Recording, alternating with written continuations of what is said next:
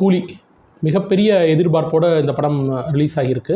அது மட்டும் இல்லாமல் பல இந்தியா முழுக்குமான நடிகர்கள், பல முக்கியமான நடிகர்கள் நடிச்சிருக்கிறதுனால பெரிய எதிர்பார்ப்பு இருந்தது.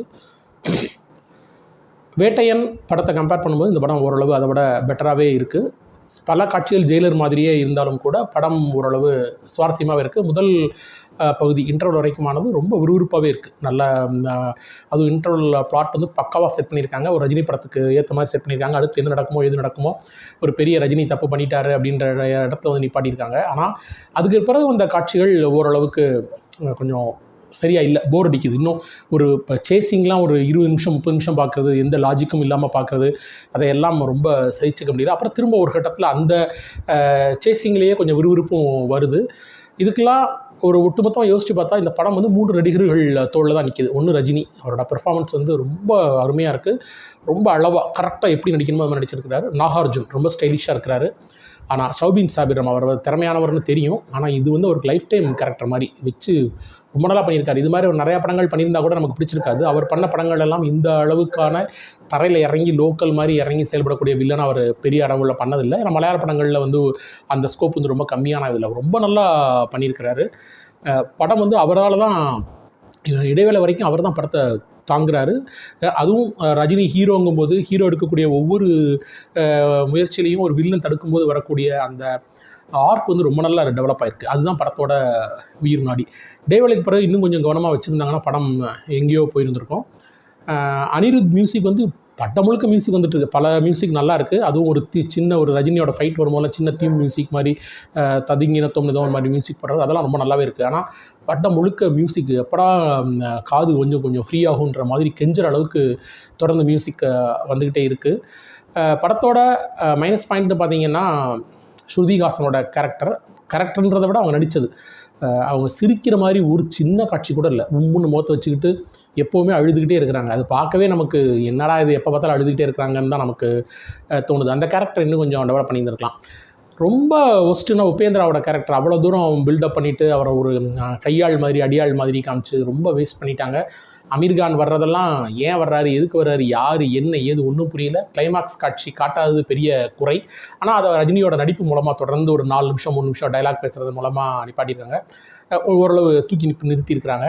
பல காட்சிகளில் வந்து டைலாக் முன்னுக்கு முரணாக இருக்குது. அவர் சேரில் வந்து மனிதர்கள் எலும்பெல்லாம் நொறுங்குன்னு சொல்கிறது, அப்புறம் நான் மனிதர்களுக்காக கண்டுபிடிக்கலன்னு சத்யராஜ் சொல்கிறது, அப்புறம் சத்யராஜ் வர்றாரு போகிறாரு என்ன பண்ணுறாரு என்னமோ காமிச்சிருக்காங்க. சத்யராஜோட கேரக்டர் வந்து ஃபுல் ஃப்ளெஜ்டாகவே இல்லை.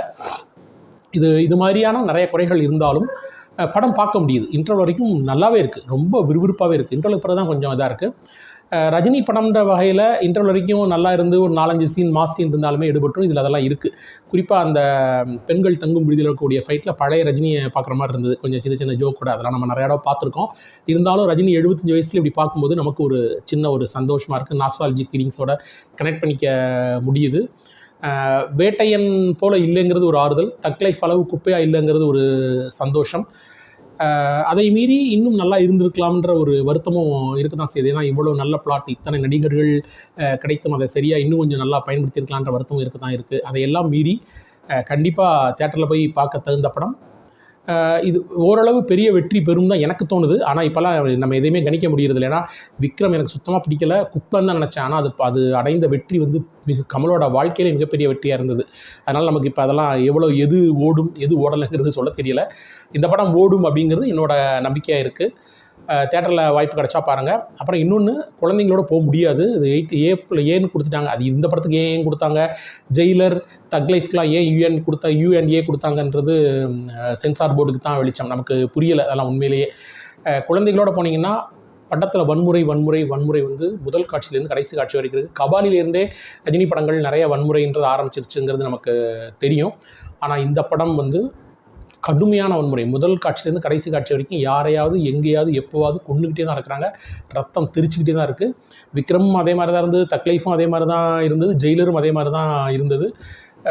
பேட்டை படத்தில் எனக்கு இன்னும் ஞாபகம் இருக்குது, ரஜினி டான்ஸ் ஆடிக்கிட்டு அந்த கொல்ற சீன், துப்பாக்கி எடுத்து சொல்கிற சீன் எனக்கு பயங்கர ஷாக்காக இருந்தது. அப்போது என்னடா ரஜினிலாம் இப்படி நடிக்க ஆரம்பிச்சிட்டாரு. ஆனால் இன்றைக்கி வந்து அதெல்லாம் ஒன்றுமே இல்லைன்ற அளவுக்கு கையில் கிடைக்கிற ஆயுதத்தை வச்சு எதிராளியை வெட்டி கொள்வது, குத்தி கொள்றதெல்லாம் வந்து கடுமையாக இருக்குது. இந்த படத்துலேயும் இந்த நிறையா இருக்குது. எனவே குழந்தைகளோட போனீங்கன்னா ஜாக்கிரதையாக இருங்க. ஆனால் தமிழில் வர எல்லா படங்களும் இப்படி தான் இருக்குது. குழந்தைகளுக்கு பார்க்கக்கூடாதுன்னு இந்த படத்தில் மட்டும் சொல்கிறதுக்கு ஸ்பெசிஃபிக்காக என்ன இருக்குதுன்னு நமக்கு தெரியலை. ஆனால் வன்முறை இருக்குன்றதுனால குழந்தைகளோட போகிறவங்க ஜாக்கிரதையாக போங்க.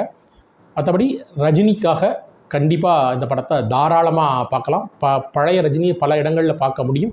ஒரு 75 வயசில் இத்தனை ஒரு ஸ்டார்டமோட, இத்தனை பெரிய கலெக்ஷனோட உலக அளவில் ஒரு நடிகர் இருப்பாரா அப்படின்னா கண்டிப்பாக இல்லைன்னு சொல்லிடலாம். One and only Rajini. அந்த ஒன் அண்ட் ஒன் ரஜினிக்காக பல வருடங்கள் கழித்து ரஜினி ரசிகர்கள் எதிர்பார்க்குற மாதிரி ஒரு படம் வந்திருக்கு. அதுதான்